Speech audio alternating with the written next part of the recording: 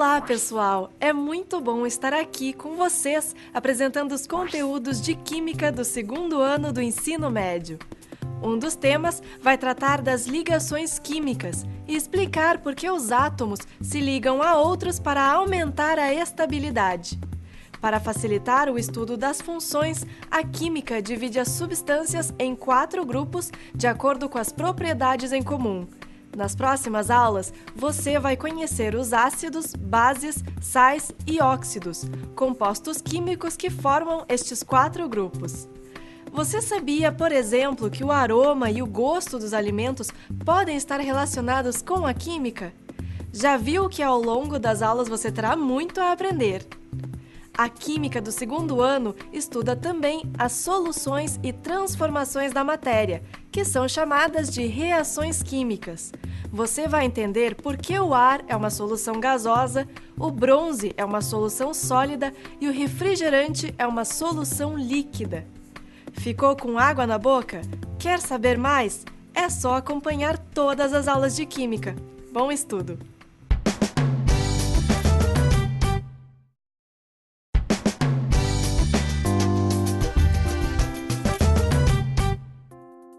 Olá, alunos! A cinética química estuda a velocidade das reações químicas e os fatores que influenciam essa velocidade.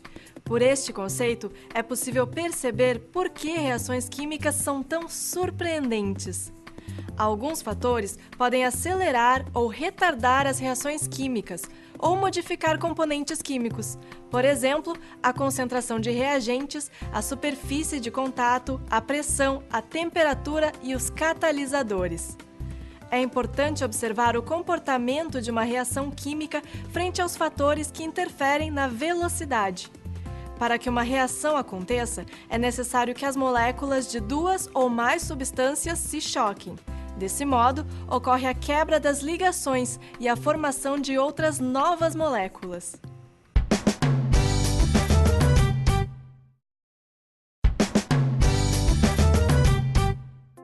É importante lembrar algumas dicas com relação aos fatores que influenciam a velocidade das reações químicas. Por exemplo, quanto maior for a concentração dos reagentes ou quanto maior for a superfície de contato, maior será a velocidade da reação. E mais uma dica: o número de colisões vai depender da concentração dos reagentes envolvidos na reação.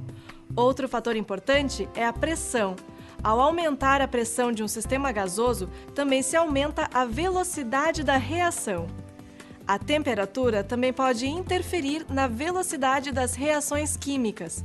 Quando se aumenta a temperatura de um sistema, ocorre também um aumento na velocidade da reação. Aumentar a temperatura significa aumentar a energia cinética das moléculas.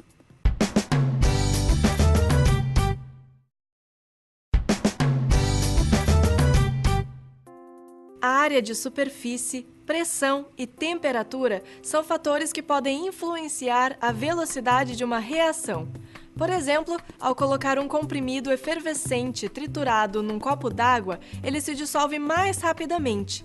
Isso ocorre porque a superfície de contato do comprimido com a água foi aumentada.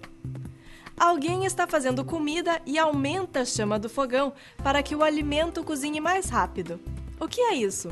O aumento da velocidade da reação pela ação da temperatura. Os catalisadores são substâncias que alteram uma reação sem sofrerem modificação. A platina é um exemplo de catalisador usado nos carros para diminuir a emissão de gases poluentes.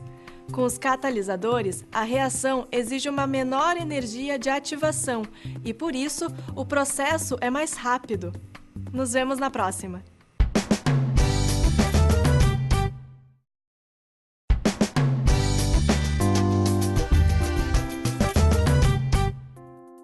Olá! O assunto é estado de equilíbrio químico. Você sabe do que se trata? É quando a proporção entre a quantidade de reagentes e produtos em uma reação química se mantém constante ao longo do tempo. Na teoria, toda reação química ocorre em 2 sentidos. Reagentes se transformam em produtos e produtos se transformam em reagentes. Mas na prática, isso nem sempre acontece. Na combustão, por exemplo, 100% dos reagentes são convertidos em produtos, mas o contrário não é observado. Essas reações são chamadas de irreversíveis. Há também reações em que uma certa quantidade de produto é formada e torna a dar origem ao reagente. São as reações reversíveis. O conceito de equilíbrio químico abrange essas reações, as reversíveis.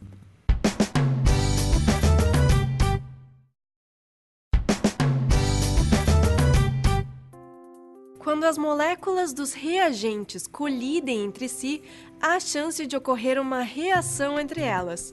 E quando moléculas dos produtos colidem entre si, há chance delas se dissociarem e se reorganizarem em reagentes. À medida que a reação acontece, o número de moléculas de reagentes diminui. Isso reduz as chances de colisão e a velocidade desse sentido da reação. Mas com o avançar da reação, o número de moléculas do produto aumenta, o que aumenta a chance delas colidirem e voltarem a formar os reagentes. Por fim, chega o momento em que a velocidade dos dois sentidos são idênticas. Nesse ponto, nenhuma das velocidades vai variar e o equilíbrio químico vai ser atingido. Mas isso só vai acontecer se forem mantidas as condições do sistema em que a reação se processa.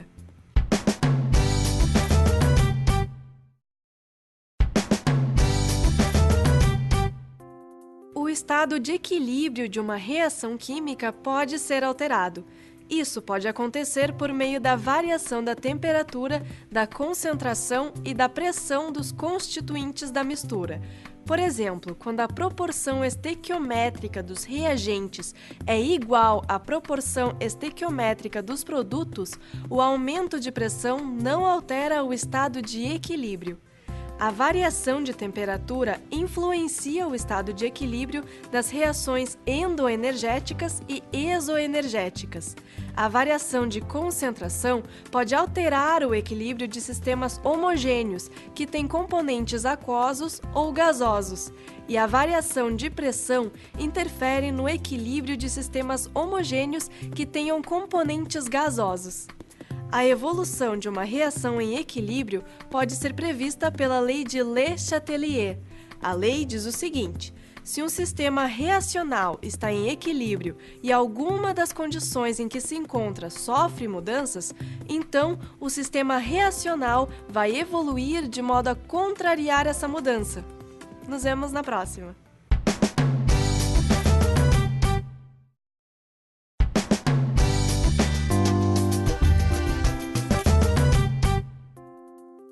Olá, tudo bem? Todos sabemos identificar um sabor ácido. Isso faz parte da química do nosso cotidiano. Os ácidos e as bases estão entre os compostos químicos mais comuns. Talvez você esteja acostumado a consumir alguns e até goste. O ácido acético está no vinagre, o cítrico se encontra no limão e em outras frutas. O hidróxido de magnésio, que você conhece dos medicamentos antiácidos para o estômago, é um composto básico, assim como a amônia, presente em certos produtos de limpeza. Os ácidos têm sabor azedo e as bases um gosto mais adstringente. As propriedades de ácidos e bases vêm sendo estudadas há séculos. Quer mais um grande exemplo da química na vida cotidiana? Quando ácidos e bases reagem na mesma proporção, as características desaparecem e formam uma nova substância, o sal. Tem muito mais para saber sobre ácidos e bases. Vá em frente!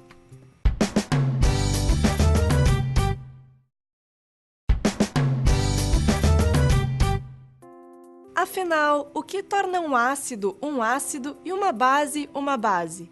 Lá em 1777, um químico francês, Antoine Lavoisier, propôs que todos os ácidos continham um elemento em comum, o oxigênio.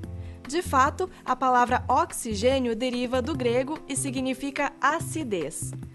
Entretanto, essa ideia teve de ser modificada quando, uns anos mais tarde, um químico inglês, Sir Humphry Davy, mostrou que o ácido clorídrico contém hidrogênio e cloro, mas não oxigênio. Os estudos de Davy sugeriram que o elemento comum nos ácidos era o hidrogênio, mas essa ideia também não era totalmente correta, porque existem muitos compostos contendo hidrogênio que não são ácidos. Viu como o conhecimento vai sendo construído ao longo do tempo?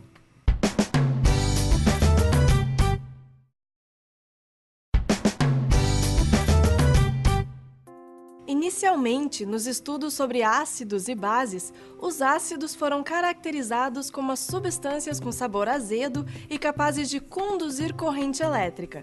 Já as bases seriam as substâncias com sabor adstringente e capazes de deixar a pele lisa, também condutoras de corrente elétrica. Os conceitos de ácido e base foram formalizados depois por 3 teorias: a de Arrhenius, a teoria protônica de Bronsted-Lowry e a teoria eletrônica de Lewis. Segundo Arrhenius, em água, os ácidos produzem íons hidrogênio e as bases produzem íons hidróxido. Além disso, os ácidos neutralizam as bases produzindo sais e água. Já de acordo com a teoria protônica, ácido é a espécie química que cede prótons e base a espécie química que recebe prótons. E para a teoria eletrônica, ácido é a substância capaz de captar um par de elétrons e base é a substância capaz de ceder um par de elétrons. É isso aí, bom estudo, nos vemos na próxima!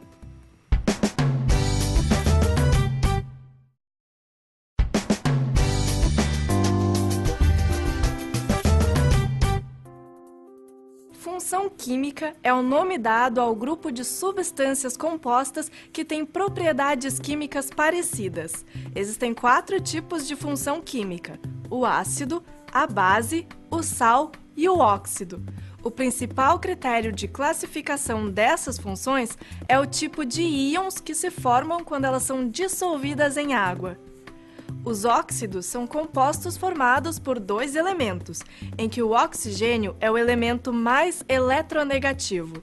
Na nomenclatura, o composto inicia com a palavra óxido mais a preposição de, seguido do nome do elemento que acompanha o oxigênio. Um bom exemplo é o óxido de cálcio. Mas o que é eletronegatividade? É a capacidade que um átomo tem de atrair elétrons de outro átomo, quando eles formam uma ligação química. Quanto menor o tamanho do átomo, maior será a força de atração. Os sais são compostos iônicos formados a partir da reação de um ácido com uma base. Numa reação ácido-base, ocorre a formação de moléculas de água além do sal, chamada de reação de neutralização.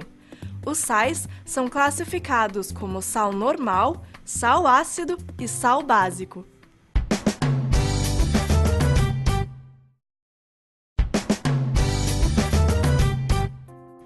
De acordo com a teoria do físico-químico Arrhenius, sais são compostos iônicos formados a partir de uma reação entre um ácido com uma base.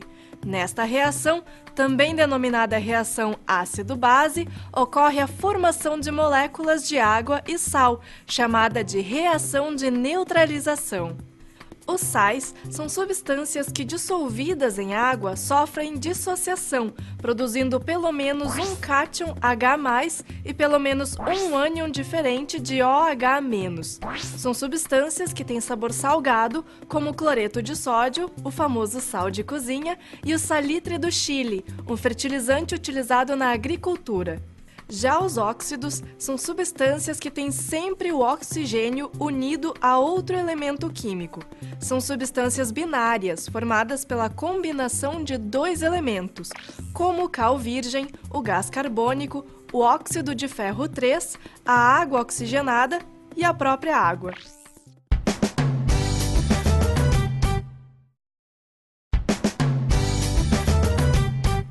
A evolução industrial e tecnológica tem contribuído muito no aumento da queima dos combustíveis, na liberação de óxidos e de outras substâncias nocivas. Com isso, muitos poluentes que causam danos ao ambiente têm sido despejados na atmosfera sem nenhum cuidado. Grande parte desses óxidos é produzida através dos processos de industrialização. Existem diferentes tipos de óxidos poluentes, os produzidos pelas chaminés das indústrias, pela queima de combustíveis e pela fabricação de ácido sulfúrico. Todos esses causam grande impacto ambiental. O dióxido de enxofre é conhecido como um dos principais poluentes atmosféricos. Em períodos de maior umidade, ele se combina com o vapor de água da atmosfera, originando a chuva ácida. Já o monóxido de carbono costuma ser mais nocivo nas grandes cidades, porque ao ser inalado, ele se combina com as hemácias do sangue, impedindo-as de transportar o gás oxigênio pelo corpo. Nos vemos na próxima!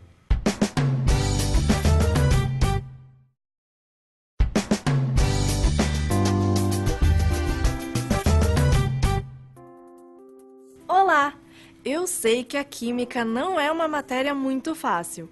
Muitas vezes você deve se perguntar: para que estudar química?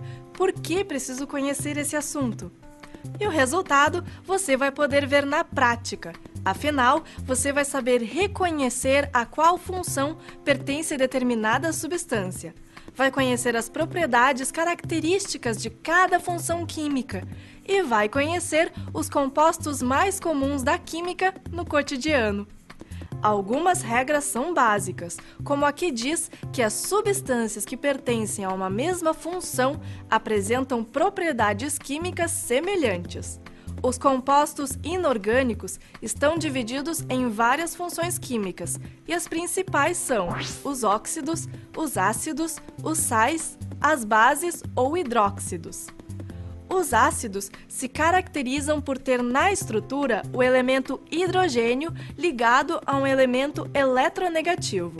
Muitos produtos usados no dia a dia contêm ácidos inorgânicos ou orgânicos na composição. Por exemplo, o vinagre contém ácido acético. As frutas cítricas contêm um ácido chamado de ácido cítrico. E a bateria de carro contém na água de bateria o ácido sulfúrico.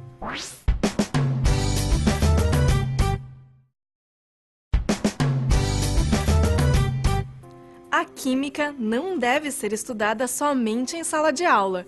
Muitos produtos usados diariamente contêm as substâncias químicas classificadas como ácidos, bases, sais ou óxidos. Por exemplo, vinagre, refrigerante, leite de magnésia, sal de cozinha, antiácido estomacal, água sanitária. Mas dependendo da forma como a química e os produtos químicos são usados, podem acontecer verdadeiras tragédias, contaminações e agressões ao ambiente. Certamente você já ouviu falar no noticiário sobre o derramamento de cargas químicas porque o caminhão que transportava tal produto se acidentou. O que fazer quando isso acontece? Através do conhecimento das propriedades químicas do composto que está vazando, é possível tomar a decisão correta. Isso minimiza a contaminação do ambiente. Se o derramamento for de uma carga ácida, por exemplo, deve ser montada uma barreira para evitar que o produto se espalhe e contamine uma área maior, normalmente uma barreira de areia. Após a contenção da carga, é preciso adicionar cal sobre ela.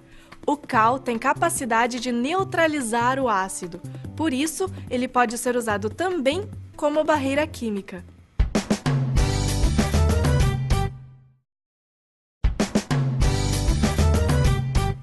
Lembre-se das regras de ouro. Os compostos químicos são organizados e agrupados em funções químicas, e as substâncias que pertencem à mesma função possuem propriedades químicas semelhantes. Você já deve ter ouvido falar em chuva ácida, mas você já se perguntou de onde vem esse ácido? Quer saber? Ele vem da queima de combustíveis orgânicos oriundos do petróleo e das chaminés das fábricas, por exemplo. Existem vários produtos, como o dióxido de carbono. Esse gás é tido como responsável pelo aquecimento global, ou seja, pelo efeito estufa. Além dele, existem vários óxidos nitrogenados e alguns compostos de enxofre. Nos dias chuvosos, em que há a formação de relâmpagos, estes relâmpagos fornecem energia para promover reações químicas entre o nitrogênio e o oxigênio do ar. Essa reação produz o gás dióxido de nitrogênio. Nos dias de chuva, esse gás reage com a água e forma um dos compostos responsáveis pela chuva ácida, o ácido nítrico. A chuva ácida ataca peças à base de carbonatos, corrói metais e prejudica a vegetação. Nos vemos na próxima!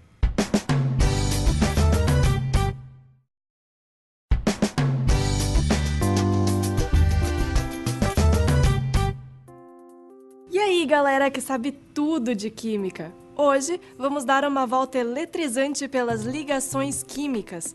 Qual a natureza dessas ligações? Como elas ocorrem? Na natureza, todos os sistemas tendem a adquirir a maior estabilidade possível. Os átomos se ligam uns aos outros para aumentar a estabilidade. Os elementos da tabela periódica estabelecem ligações químicas com o objetivo de adquirir estabilidade eletrônica. Os gases nobres são as únicas substâncias cujos átomos são estáveis. Os gases nobres são também os únicos que têm a camada da valência completa, isto é, com 8 elétrons.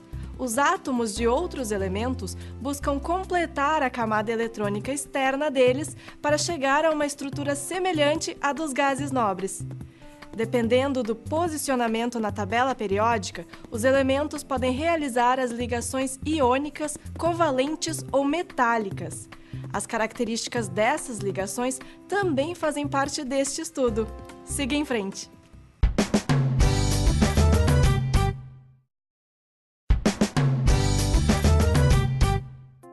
As ligações químicas ocorrem porque os átomos buscam a estabilidade, procuram completar a camada eletrônica externa e ter uma estrutura como a dos gases nobres, que tem 8 elétrons, a camada da valência completa, isto é, com 8 elétrons. Os íons e as moléculas de uma substância formam-se pelas interações dos elétrons dos átomos que participam da combinação. Uma das formas de ligação é a iônica, que ocorre entre um metal e um não metal, na qual os átomos dos metais cedem elétrons, transformando-se em íons positivos, também chamados de cátions. Podem ocorrer também entre o metal e o hidrogênio, em que os átomos dos não metais ou do hidrogênio recebem elétrons, transformando-se em íons negativos, conhecidos como ânions. A ligação covalente ocorre geralmente entre dois não metais, através do compartilhamento de elétrons, resultando em uma molécula. Por último, a ligação metálica é constituída por elétrons livres que ficam entre os cátions dos metais. Os metais são constituídos por cátions mergulhados em um mar de elétrons. E agora é mergulhar nos estudos.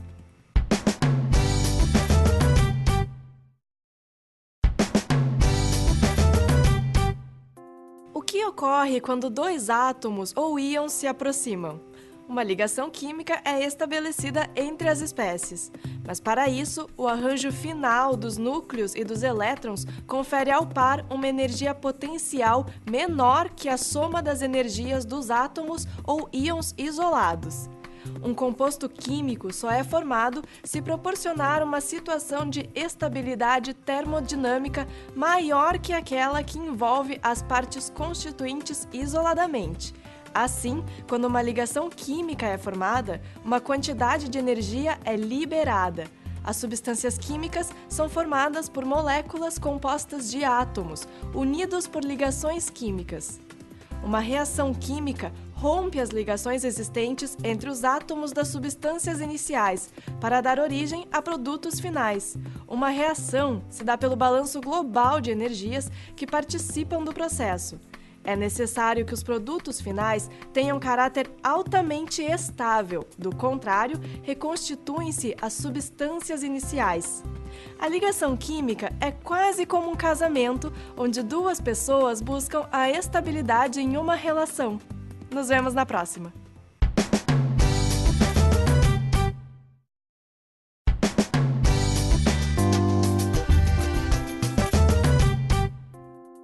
Olá, Há estudantes de todas as partes do Brasil. Os cientistas já descobriram milhões de substâncias químicas. Você já pensou como se faz para dar nome para todos esses compostos? Para escrever as fórmulas químicas e identificar o nome correto de cada uma delas, é utilizado o número de oxidação dos elementos químicos que formam as substâncias. Mas não é só isso. A química também utiliza o número de oxidação para estudar os vários tipos de reações químicas, como as reações redox. Nessas reações, acontece a transferência de elétrons. Existem vários exemplos de reações químicas que envolvem oxidação e redução no nosso dia a dia. É o caso da fotossíntese. A transformação de compostos inorgânicos é uma reação redox entre gás carbônico e água, produzindo glicose e gás oxigênio. Outros exemplos são a corrosão dos materiais, o funcionamento das pilhas e do bafômetro.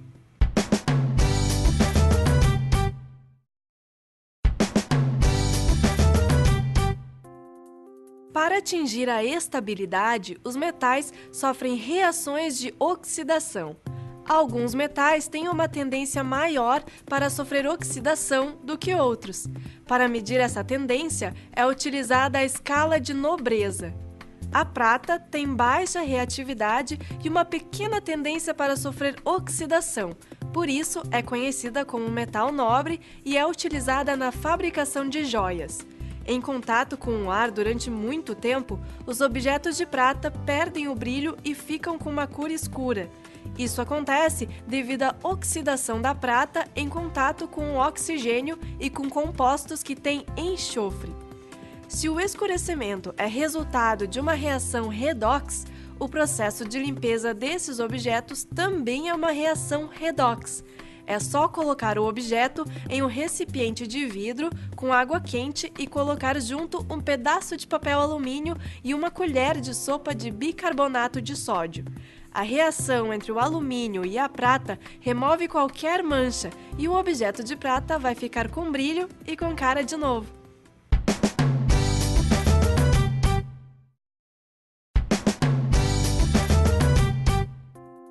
Os metais que são encontrados na crosta terrestre não aparecem puros. Eles estão combinados com outros elementos e formam os minérios. Isso porque os metais são espécies altamente reativas e que sofrem oxidação com facilidade. Então, como se obtém o cobre dos fios, o alumínio das panelas e o ferro do aço? É preciso extraí-los dos minérios. Este processo chamamos de metalurgia. Ferro, estanho, zinco e manganês são obtidos através de reações químicas onde ocorre a redução do metal que está nos minérios. O ferro é obtido através da reação de oxirredução da hematita com o dióxido de carbono. Nesta reação, há a produção de ferro metálico e dióxido de carbono. O monóxido de carbono é o agente redutor. O magnésio, o alumínio e o sódio, metais muito reativos, são obtidos em um processo chamado eletrólise. A eletrólise é a decomposição dos minérios através da corrente elétrica. O alumínio, por exemplo, é obtido através da eletrólise da bauxita. Nos vemos na próxima!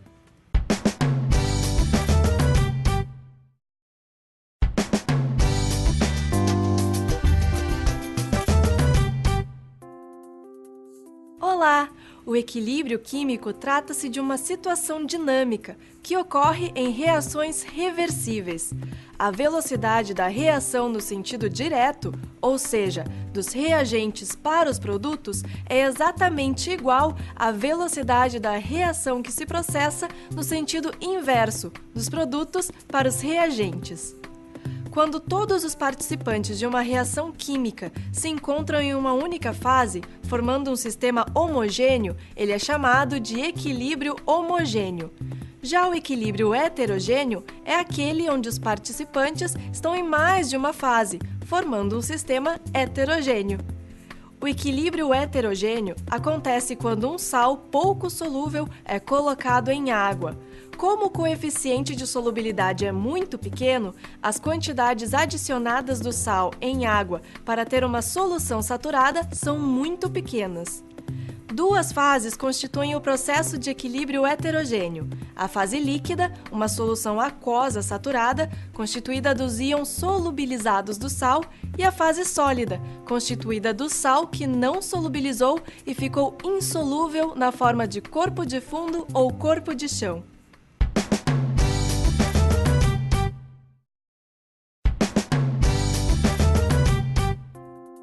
O equilíbrio heterogêneo ocorre com a adição de um composto pouco solúvel em água. Para compreender esse tipo de equilíbrio, é necessário conhecer o conceito de coeficiente de solubilidade, que é a quantidade máxima de uma substância dissolvida em uma quantidade específica de solvente, em determinada temperatura e pressão. Em função do coeficiente de solubilidade, surge a classificação das soluções em insaturadas, saturadas ou supersaturadas. Na solução insaturada ou não saturada, a quantidade de soluto adicionado na água não atingiu o coeficiente de solubilidade. O solvente ainda consegue dissolver mais soluto. A solução saturada é aquela que atingiu o coeficiente de solubilidade, ou seja, o solvente não consegue dissolver mais soluto. E a solução supersaturada é aquela que ultrapassou o coeficiente de solubilidade. O mel é um exemplo de solução supersaturada. A quantidade de açúcar presente é superior à quantidade possível de ser dissolvida. As soluções supersaturadas são instáveis. Em determinado momento, há a separação em duas fases, formando um sistema heterogêneo, que constituem o equilíbrio heterogêneo.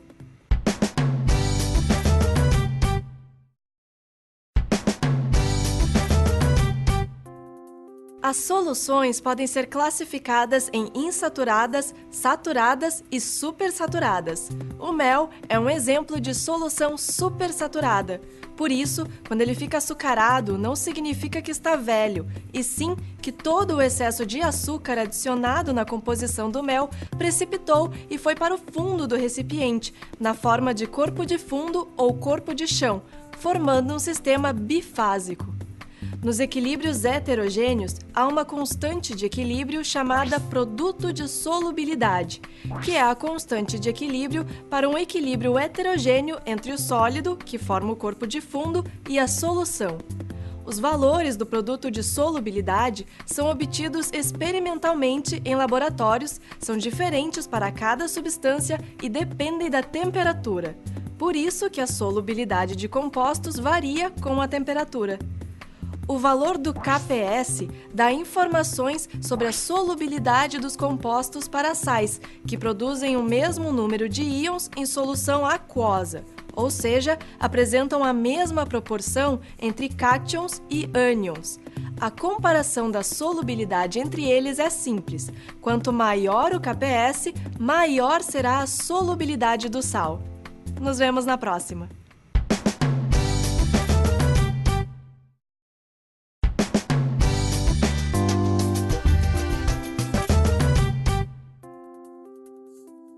Olá! Existem alguns elementos na natureza que são caracterizados fisicamente como instáveis, ou seja, os átomos, ao se desintegrarem, emitem energia sob forma de radiação.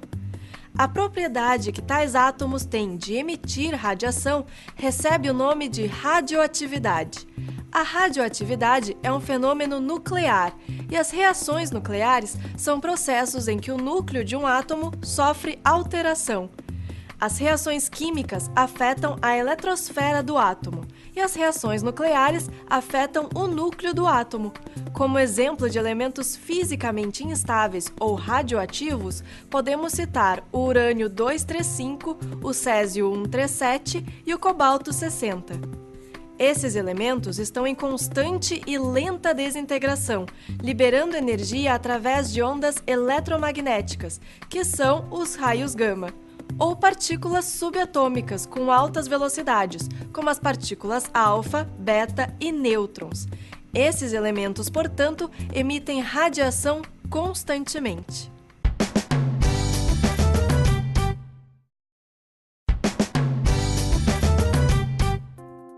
No final do século XIX, uma química polonesa demonstrou que a intensidade de radiação emitida era proporcional à quantidade de urânio presente na amostra. Isso deixou claro que a radiação vinha dos átomos de urânio. A pesquisadora concluiu que essas radiações eram um fenômeno atômico.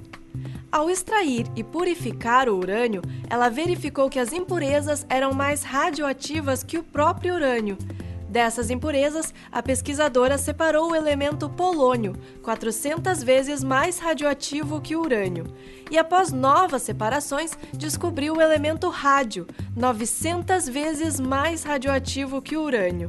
A descoberta da radiação revelou a existência de partículas menores que o átomo, os prótons e os nêutrons, que compõem o núcleo do átomo, e os elétrons, que giram em torno do núcleo. Essas partículas, chamadas de subatômicas, se movimentam em alta velocidade. Pesquisas também revelaram que os átomos não são todos iguais. O átomo de hidrogênio, por exemplo, o mais simples de todos, possui um próton e um elétron e nenhum nêutron. Já o átomo de urânio 235 conta com 92 prótons e 143 nêutrons.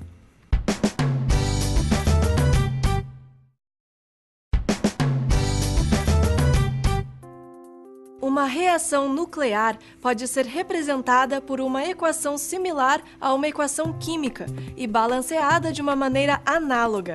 O decaimento nuclear, embora não seja uma reação no sentido exato da palavra, pode ser representado da mesma maneira.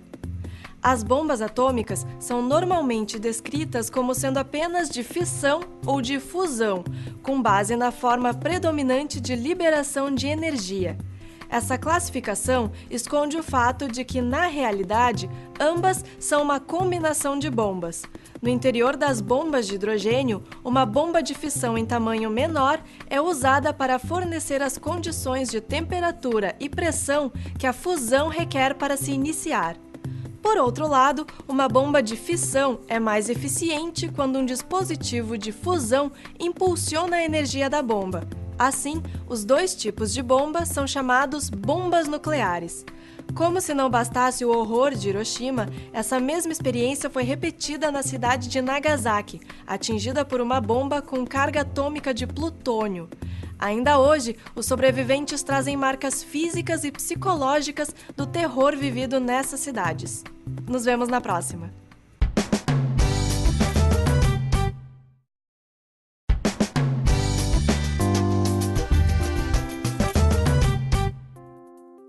Olá, pessoal! A maioria dos métodos de análise química passa pelo preparo de soluções. Por isso, é importante conhecer os modos de expressar a concentração das soluções. Também é necessário saber fazer os cálculos para o preparo e saber trabalhar com os equipamentos de laboratório, como a balança analítica e as vidrarias. Por definição, uma dispersão é a mistura entre duas ou mais substâncias. Ou seja, uma dispersão é constituída de duas porções, o dispersante e o disperso. Identificar essas duas porções é bem fácil. O dispersante é a porção da dispersão em maior quantidade e o disperso é a porção em menor quantidade. Lembre que uma dispersão será chamada de solução quando o disperso possuir um diâmetro médio inferior a 1 nanômetro.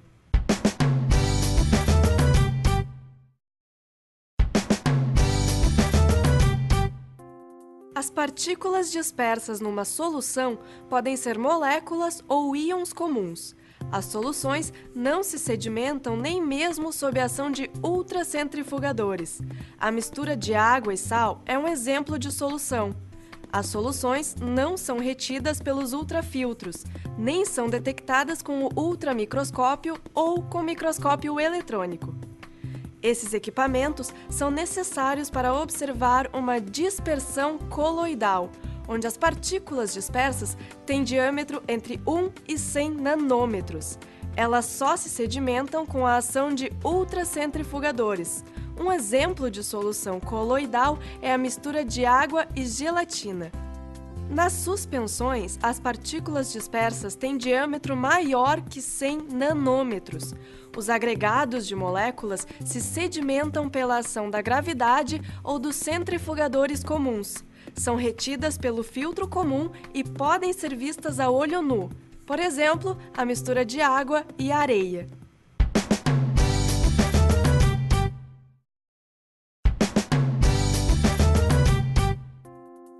Uma solução pode ser qualquer mistura homogênea, e muitas estão presentes no nosso dia a dia.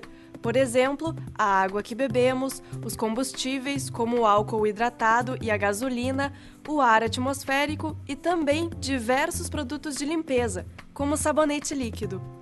Uma solução pode ser líquida, como os refrigerantes. Pode ser sólida, como uma liga metálica, por exemplo, o bronze, que é a mistura de cobre com estanho. E pode ser gasosa, como o ar atmosférico. Os componentes de uma solução são chamados de soluto e dissolvente, sendo que soluto é a substância dissolvida no solvente, ou seja, aquela que aparece em menor quantidade.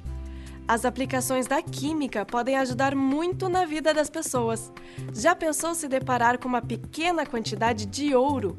Uma barra de ouro é uma solução para muitos problemas. Nos vemos na próxima!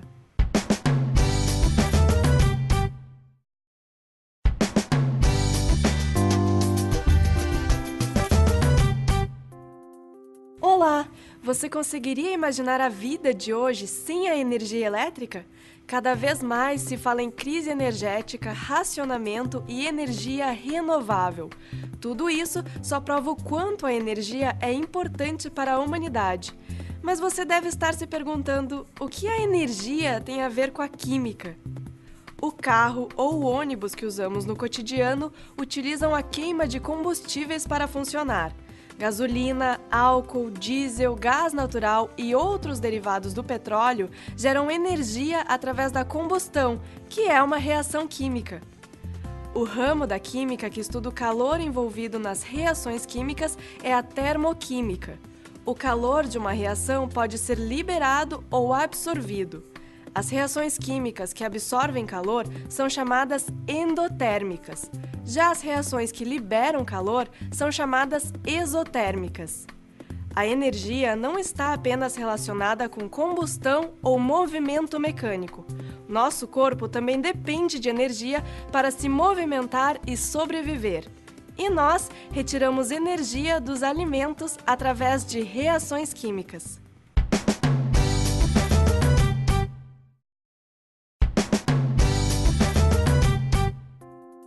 Assim como o automóvel necessita de combustíveis para gerar energia, os seres vivos também precisam de fontes de alimentação.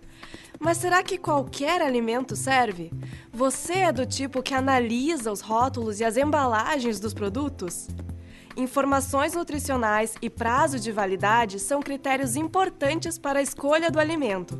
Mas não para por aí, tem muita confusão entre os produtos diet e light. O termo diet é usado em alimentos com restrição de açúcar, feitos para pessoas com diabetes. Não são próprios para quem quer reduzir as calorias. Já o termo light é usado em produtos que tiveram uma redução de, no mínimo, 25% nas calorias ou nas gorduras ou em outro ingrediente. Esses produtos são mais adequados para a perda de peso ou para a redução de colesterol, por exemplo. Peça a orientação de um nutricionista e faça escolhas saudáveis para ficar cheio de energia.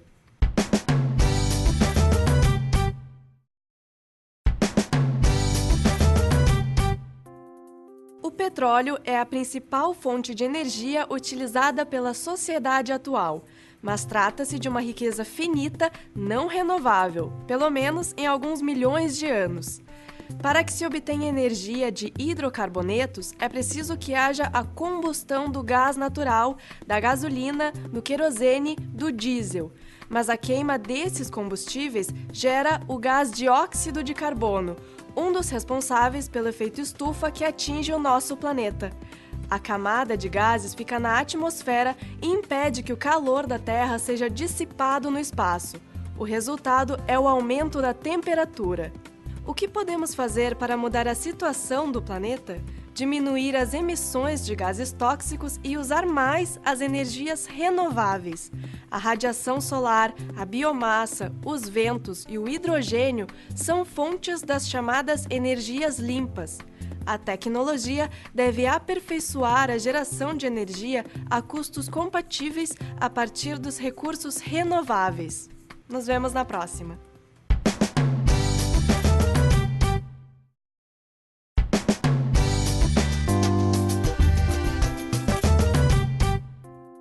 Olá! Hoje vamos falar sobre equilíbrio químico, focando nos casos que envolvem íons em solução aquosa, ou seja, veremos o que acontece quando adicionamos substâncias em água. A água tem a propriedade de solubilizar muitas substâncias, pois ioniza alguns compostos moleculares e dissocia sólidos iônicos. Este equilíbrio é chamado de equilíbrio iônico, devido à presença de íons em solução. Ácidos e bases são compostos que, quando colocados em água, apresentam propriedades diferentes, liberando íons diferentes. Os ácidos em meio aquoso liberam cátions hidrônio, ou cátions H+. Já as bases, quando em solução aquosa, formam ânions hidroxila, ou OH-. O potencial hidrogeniônico, chamado de pH, e o potencial hidroxiliônico, chamado de pOH, são usados para indicar o caráter ácido ou básico de uma solução aquosa. A determinação do pH das soluções aquosas pode ser feita com um pH-metro ou com um indicador ácido-base. Os indicadores também podem ser substâncias naturais, como o repolho roxo, a beterraba e o feijão.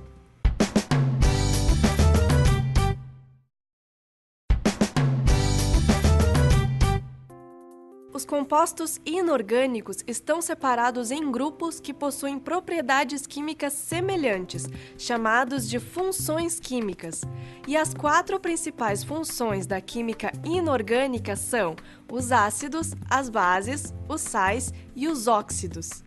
Quando um sal se dissolve na água, o pH resultante será ácido, básico ou neutro, pois a dissolução de um sal em água produz cátions e ânions. E esses cátions e ânions podem reagir com a água através de uma reação química chamada de hidrólise salina. Os produtos da reação de alguns cátions e ânions oriundos da dissociação de sais em água podem sofrer com a água e podem alterar o pH destas soluções. Desta forma, existem soluções salinas que apresentam pH neutro, pH ácido ou pH alcalino, que é o mesmo que básico. Tudo depende da composição do sal. Por exemplo, sais formados a partir da união de cátions de base forte e ânions de ácido forte, como o cloreto de sódio, são neutros e têm pH igual a 7, pois o cátion e ânion não sofrem hidrólise e, desta forma, não interferem no pH. Siga em frente e pesquise outros tipos de soluções salinas.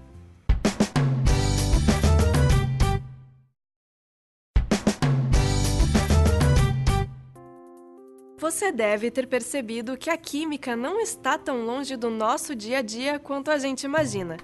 Por isso a pergunta "estudar química para quê?" já não cabe mais na nossa vida.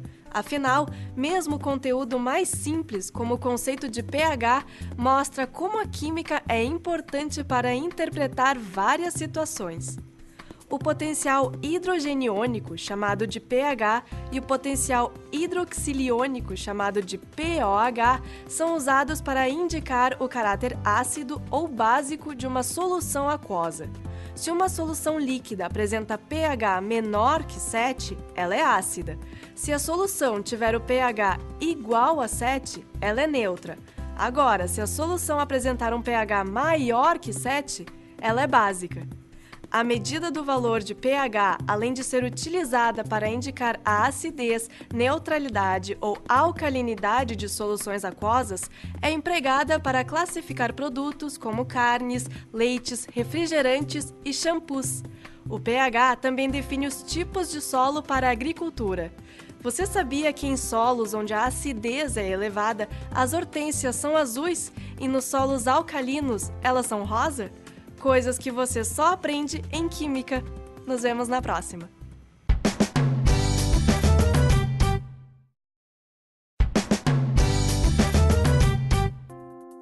Parabéns, estudante! Você chegou ao fim de mais uma etapa. Você concluiu os conteúdos de Química do segundo ano do ensino médio. Você aprendeu sobre a termoquímica e a cinética química. Agora, você já sabe que até mesmo dentro do nosso organismo acontecem reações químicas. São elas que fornecem energia necessária para que a gente possa cumprir nossas atividades. Com a cinética, você ficou sabendo que existem fatores, como a velocidade, que influenciam as reações químicas.